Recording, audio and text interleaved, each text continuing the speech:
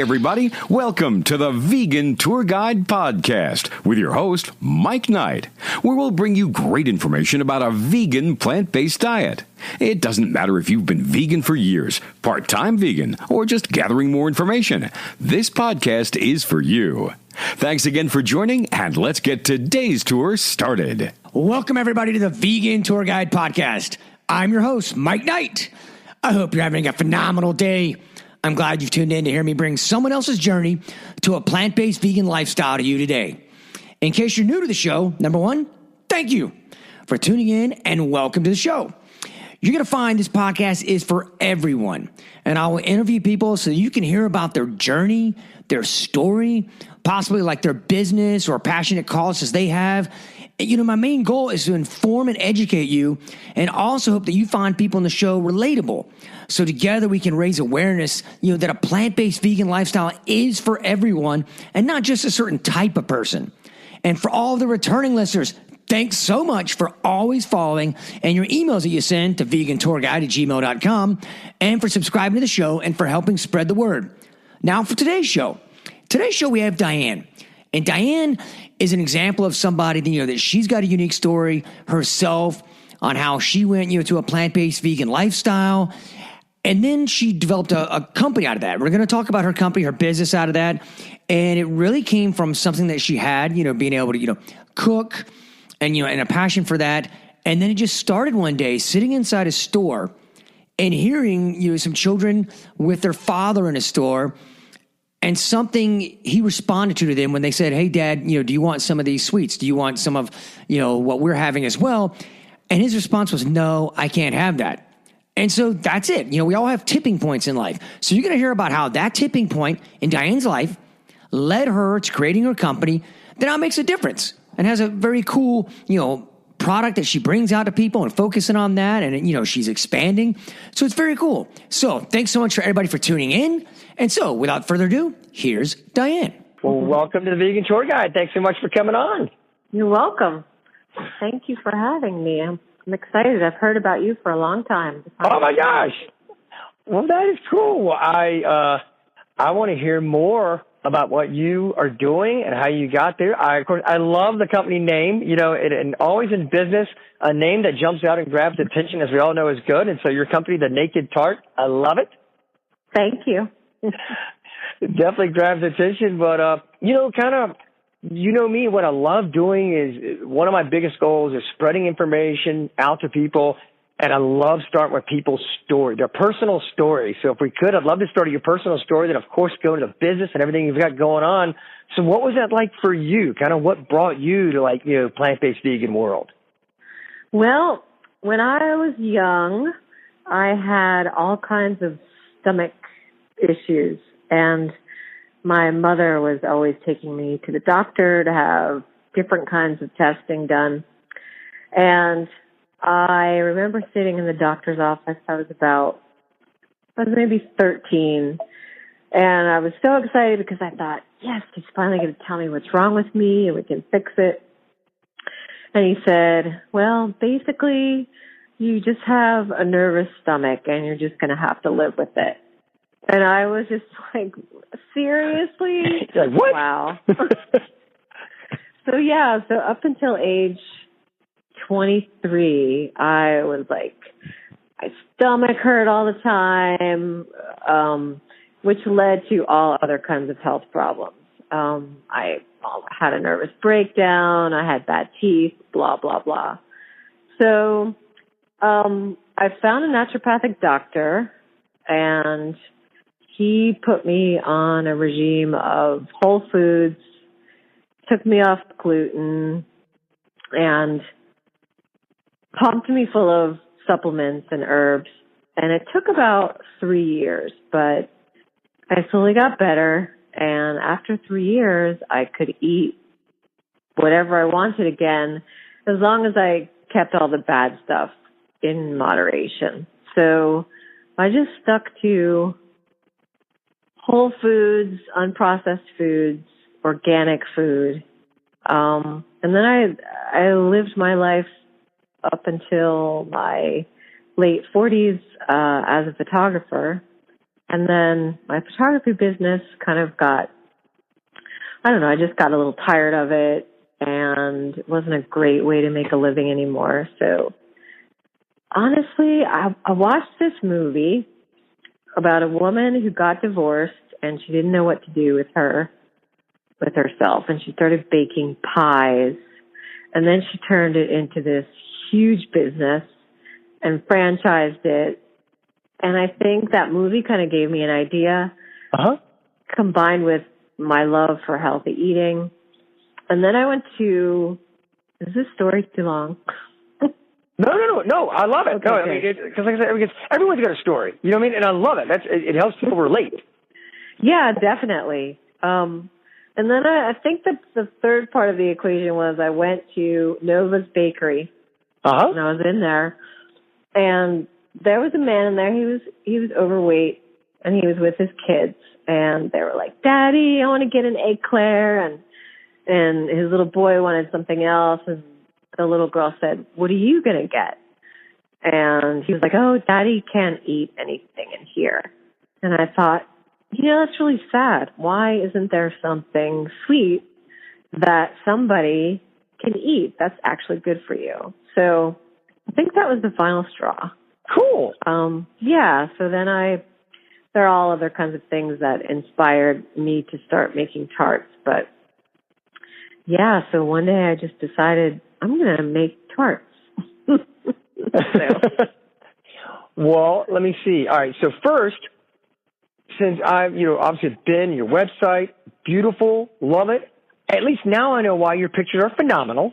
That's right, you do. Because you're now, so you've let the cat out of the bag as to how they're beautiful because of your background. I was looking at them, I was like, oh my gosh, that's obviously not like I do it, just snapping something with my camera phone. That is way more than that. So that is cool.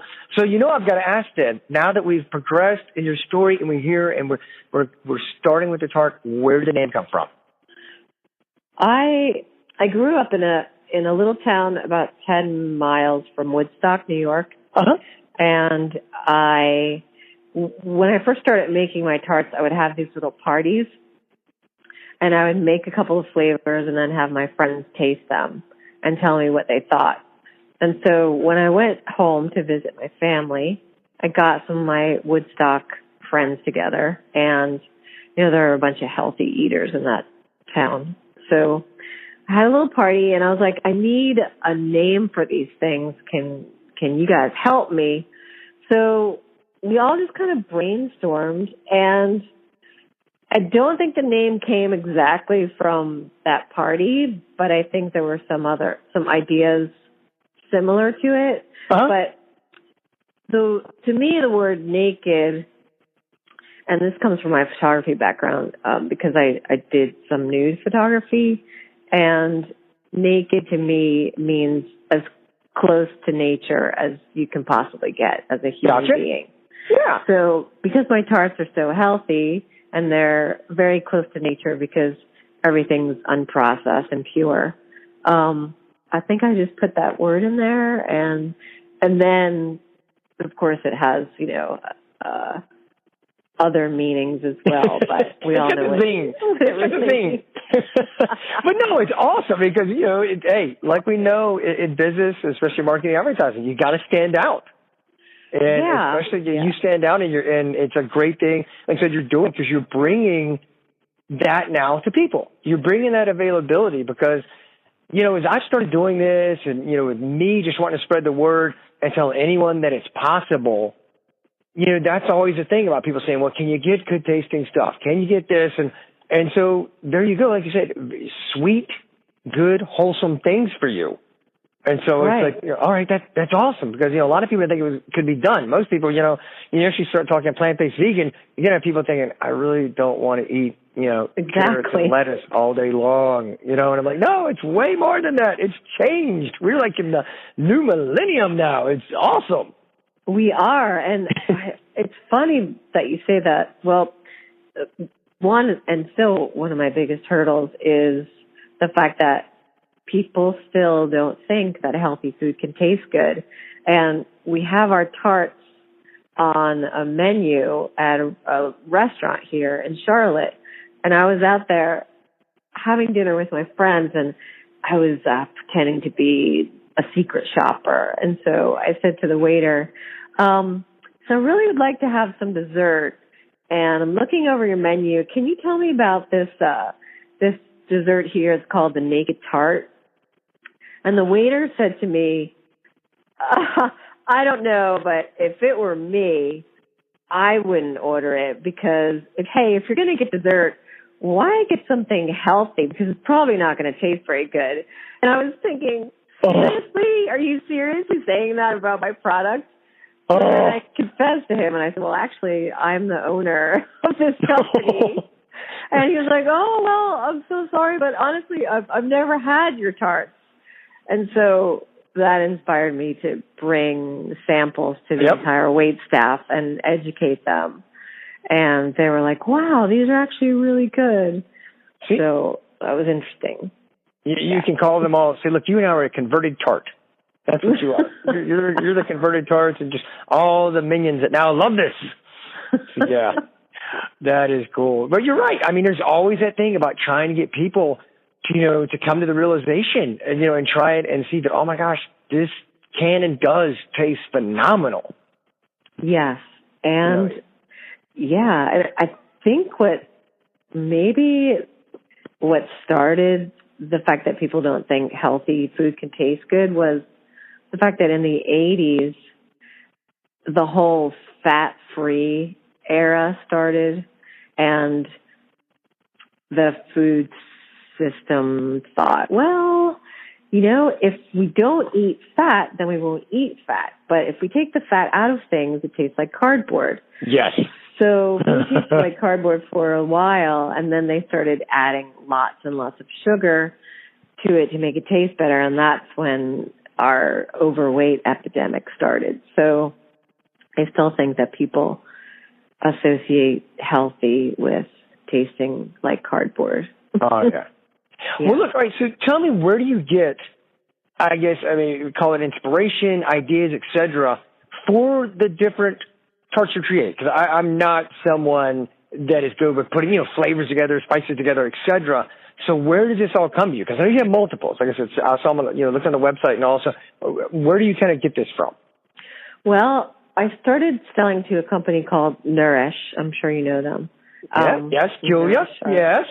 Yeah, they're awesome. And love her. She was on my show early on. Love her. She is awesome. I bet she's fun to interview. Oh, yeah. Awesome. But they wanted me to come up with a new flavor for them every week because they were afraid their customers would get bored. So they challenged me to come up with the new flavors. And so I went through all the fruits, and then I went through all the different seasons as far as what fruits and other foods are available seasonally. And then I went to the Savory Spice Shop in Charlotte. I'm not sure if you know about them. No, I've never been there. It's incredible. A lot of chefs go there for their spices. But everything's fresh. A lot of it's organic, and they really know a lot about spices. So I would go in there and say, hey, I want to make an orange tart, but I need it to be a little unique. What can I add to it? And so they really helped me a lot with some new ideas and new flavors. Cool. Yeah, like one of them is we have a chocolate chili cherry tart. And I was able to go to the Savory Spice Shop and try about 7 or 8 different kinds of chili peppers from all over the world. And so we came up with a really smoky, earthy chili that we use in our chili tart. Well, very cool. All right, so now are you let me guess, are you eating them all the time? Because sometimes it's one of those things where people are around something so much, they're like, all right, I got to limit myself. I'm like one a week or something. So I'm curious, after all this time, are you eating them all the time? Yeah, it's funny you say that because I even think this is scientifically proven that eventually you will hate your product. Like you will not like the way it tastes. And so now I have a hard time sometimes coming up with some maybe new flavors that are sort of similar because I'm like, are you sure these taste good? Because they don't taste good to me anymore. Yeah. I can't eat them. Although I can eat, for some reason, I never get sick of the chocolate. And I never get sick of the coffee. So I do eat those two flavors all the time. I think a lot of people listening just raised their hand, especially the chocolate. I think a lot of us just raised their hand and said, amen, sister, we don't get tired of the chocolate either. So. No, it's our number one seller, too. Yeah. The secret ingredient in the chocolate tart is orange, which actually brings out the flavor of chocolate. Ah, very cool. Well, talk about that. Like for people listening that maybe just trying to create stuff at home, what do you advise, or maybe some simple things, maybe to put together, maybe like some go-to items to mix together, for, maybe even desserts in general, just that you found through experimenting, you're like, if you ever have to whip something up, throw these 2 or 3 things together as like a base with. I'm just curious. Yeah, actually, I have 2 favorite things. One is a salad dressing, a raw salad dressing. And all you need for this is a blender and some fresh lemon juice. You can even squeeze it with your hand if you don't have a squeezer or a juicer. Some olive oil, some sea salt, and you put it all in the blender and you puree it, and it's the most amazing salad dressing. It will make any salad just completely come alive, especially if you add things to it like cranberries or some other kind of fruit, maybe like grapefruit or orange. It's a great dressing. Let me ask you, because as I've noted on previous shows, I am horrible at cooking. So don't worry, you cannot insult me by dumbing anything down to the nth degree. So just kind of curious, any measurements or like, a third lemon juice, I'm just curious because that's kind of what you would advise on like that mixture. Yeah, let's see. Let me think. And I know it's on my Facebook page somewhere. Oh, okay. Randomly I post recipes. But let's see, off the top of my head, I would say a half a cup of lemon juice, a tablespoon of coconut oil, maybe a half a teaspoon of sea salt. And then if you want to you can put some lemon zest in there as well. Just grate the skin and make sure you don't get any of the white part because that's really bitter. Oh, all right. See, I'm glad you saved me from that because, like I said, let me tell you exactly what would have happened. I've been sitting there, my face would have been frozen with like the most sourest look. I've been like, Diane, what happened? I did just what you told me. You're like, did you get the white stuff in there? Yeah. So I'm glad you headed me off at the pass on that. Well, that is cool. So, anything else I love that. That is so cool. Yeah. And then one of my favorite desserts, and I think they even serve something similar to this at Luna's Living Kitchen. But I discovered this when I went to a raw food restaurant in New York City about 10 years ago. I think it might have been the first one that existed. But chocolate pudding, and it's made with raw cacao, and I'll think of the measurements in a minute, and then young coconut, which is something you can find in an Asian grocery store. It's not the coconut that's brown that has all the hair on the outside. It's green, and they call it a young coconut because the meat is really soft inside. Oh, okay. So you crack that open, you scoop out the meat from one coconut, and then you add about a half a cup of maple syrup, and then about a cup of raw cocoa powder, and a little bit of salt, and you blend it, and you chill it, and the coconut is actually what thickens it, but it is the most amazing chocolate pudding you'll ever have. You're killing me here now. Now I've got ideas on what's going to be going on with me later this afternoon. It's a little hard. It's not an easy thing to make because it's a lot of labor cracking up that coconut, but it's worth it. Very nice. Very nice. All right. So let me ask you, with what you've been doing, are you keeping the focus, just the tarts, or do you ever get, excited to maybe venture out and maybe other products? Just kind of curious. Yeah, I have tried several different things, and I just haven't been as successful as the tarts. Uh-huh.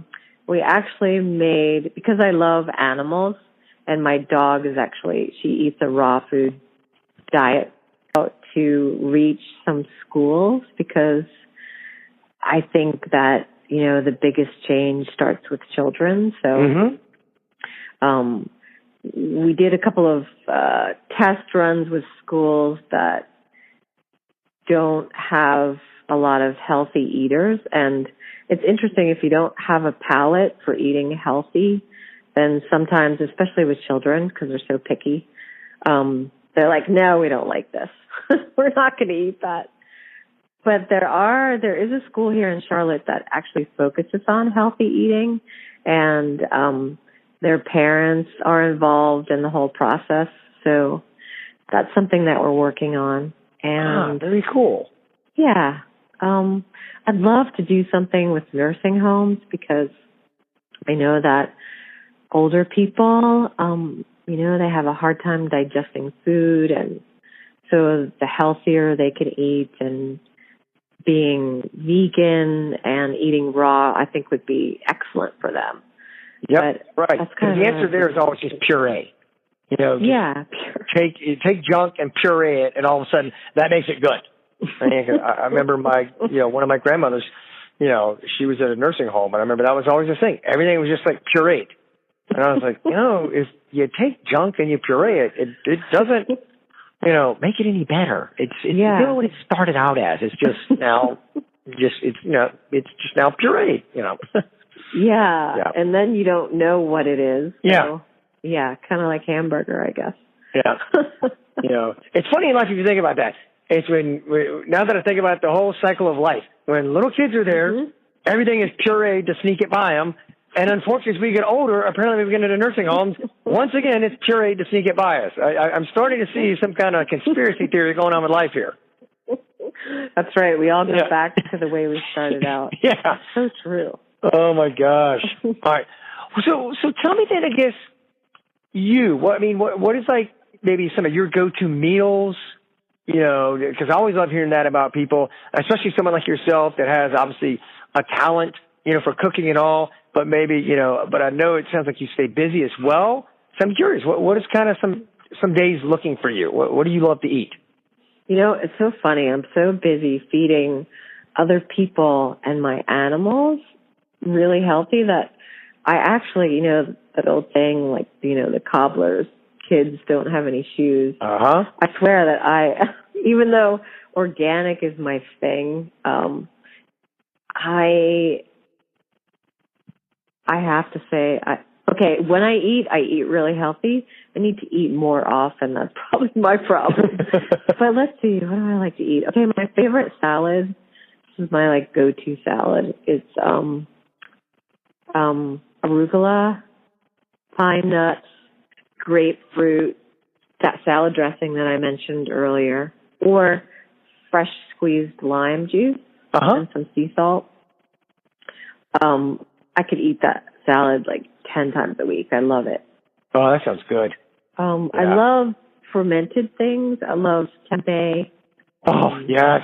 Oh. Yeah, that's so good. Like a tempeh Reuben sandwich. That's a really good meal for me. Let's see. I have to think this through. I do a lot of juicing. I make a lot of smoothies. I love chia seeds and I put chia seeds in a lot of stuff. Yeah. I love chia. Oh, love chia seeds. Yeah. And they clean you out, which I just recently learned. So. Yeah. Well, I've gotten big into now as far as I've been doing some reading on as they talk about they call it the gut-brain highway, and really focusing a lot on our gut and what's going on there with because I was always taking a probiotic. But then I was introduced to the importance of a prebiotic. Yeah. Because that's actually feeding then your gut and all, and and helping it out. So, yeah. And then of course that's what reminded me when you were talking about that with chia seeds. The same thing. Chia seeds are so good for your gut and everything. They are. I absolutely love them. I actually have if you go to my website and you sign up for our emails or newsletters, I actually have a grocery list for people who have digestive problems or irritable bowel disease. And everything on that grocery list is either something that builds the lining of your gut or it's very easy to digest. And then we also have a menu and a meal plan that gives you ideas of what to make with that grocery list. So nice.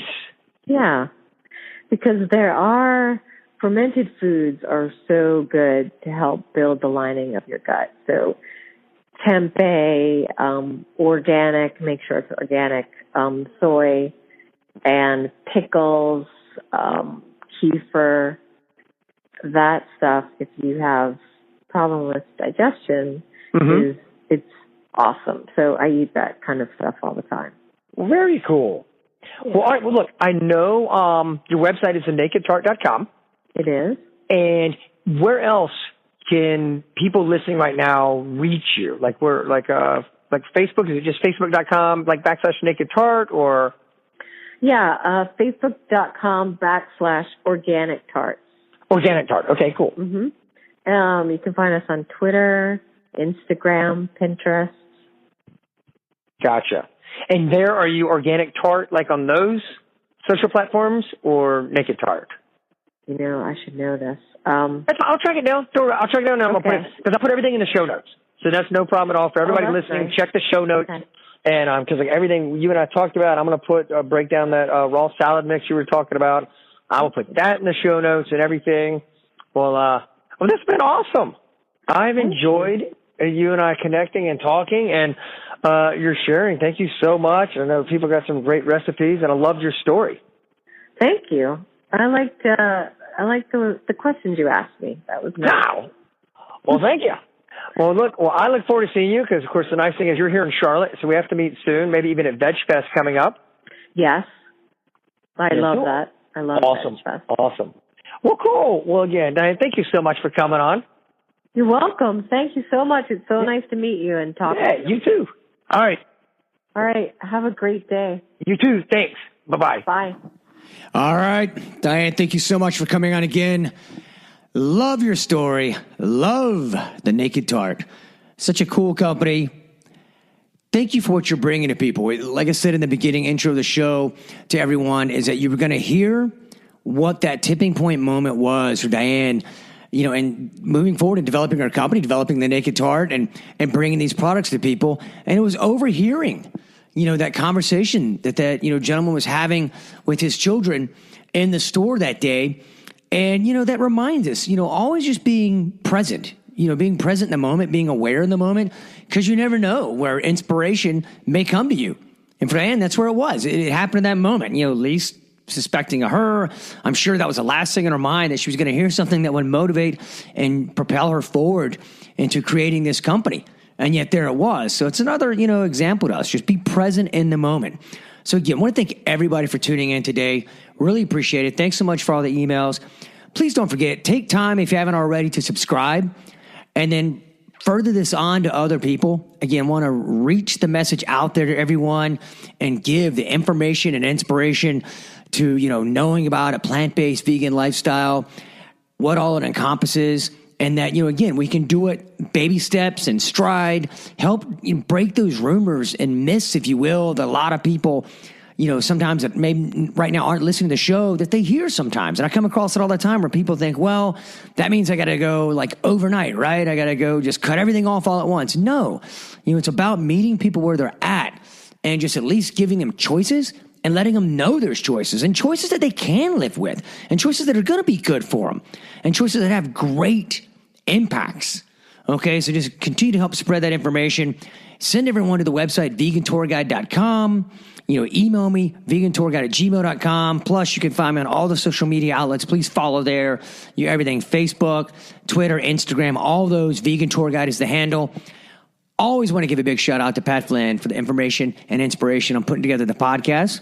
Also want to give a big shout out to Ahi Flour, a great product that I personally use, really recommend to everyone. I actually interviewed the owner on one of the previous podcasts. You can check that out, get some great information on that. Great supplement product when we're looking, for those omega oils and all like that. So definitely check out that. I also want to give a shout out to bensound.com for the use of the audio in this. And until next time, everybody, live Pura Vida.